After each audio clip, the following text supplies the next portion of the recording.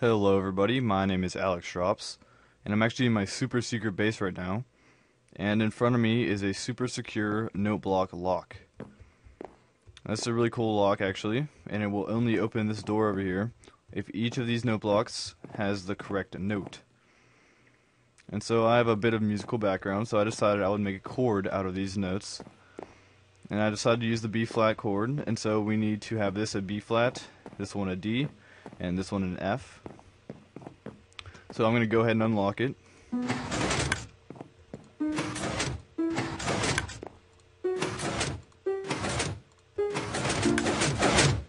And you'll see my door came open. We can go ahead and grab my diamonds out of that jukebox, and we can head out of there. And we're going to want to relock this door, of course, and so we're going to get it out of tune. And the door closes back up. Alright, so that's a pretty cool door, and I actually dug out a single chunk of it just to show you guys some other things about it.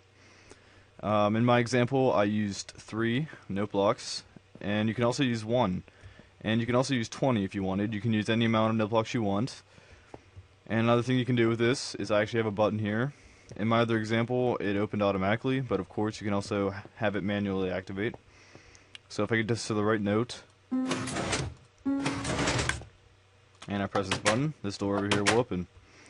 And so there's a lot of potential with this. I'm sure everyone can have a lot of fun making cool combinations and giving hints maybe to what you need to open it with. If you don't have the best musical ear, that's fine. You can kind of just remember the amount of clicks it'll take to get to which note you have. There's 25 notes in a command block sequence, and I'm going to post a link to the wiki, which talks all about which notes are which, how many clicks it takes to get to them, and all that. So I'm going to jump into the tutorial and try to explain how this works.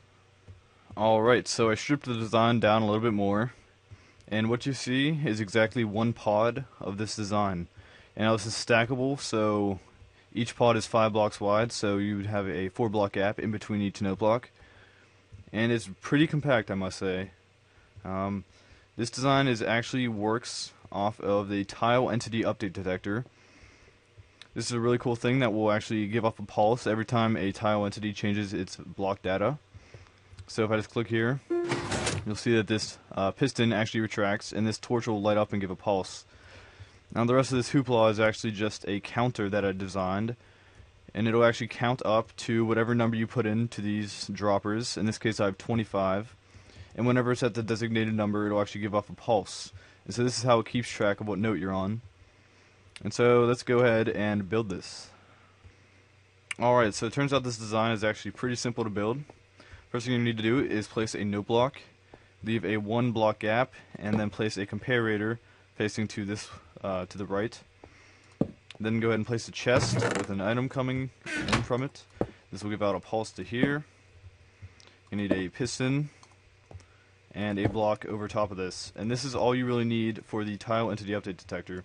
So if you put a block there, every time we click you'll see it gives off a pulse.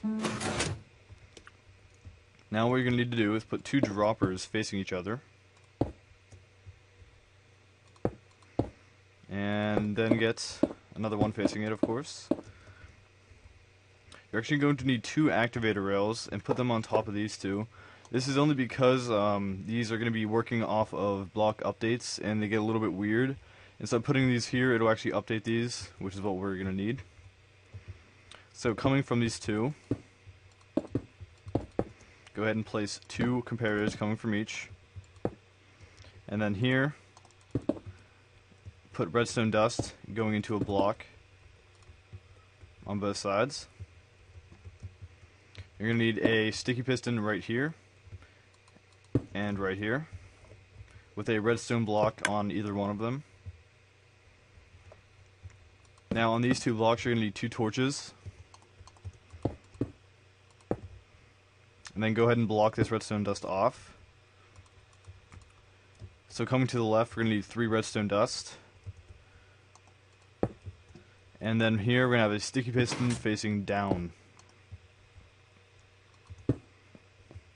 Then put 5 blocks coming across the bottom here. And then some redstone, and then finally a repeater at the very end. And so right now in its current state it's actually unlocked because the signal will actually travel through this piston block when it's extended.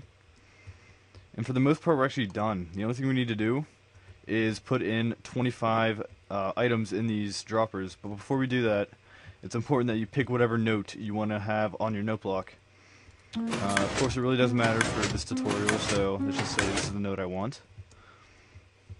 And whenever you're on the correct note, you actually need to place 25 items, because that's how many notes are in the scale.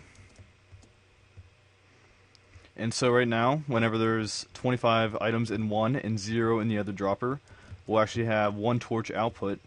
But as soon as we update it, now both droppers will have an item in it, and so none of these will actually have an output.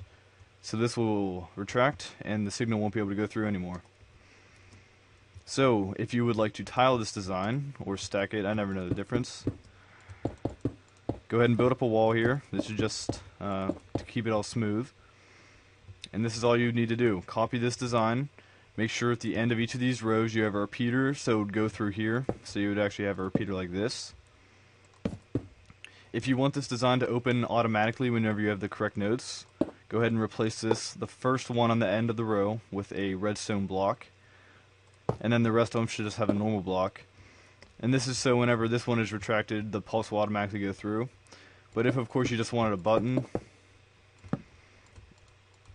you could put a line here, and this would be your input, and it would only go through to your output, which could be maybe right here, if you had the correct note played. And that's all I got for you. Oh, make sure not to put a block here, because this has to retract. And yeah, so this is a cool design. I hope you guys enjoyed. And if you have any cool use for this, or maybe some improvements, I would love to know. Thank you all for watching, and I'll see you next time.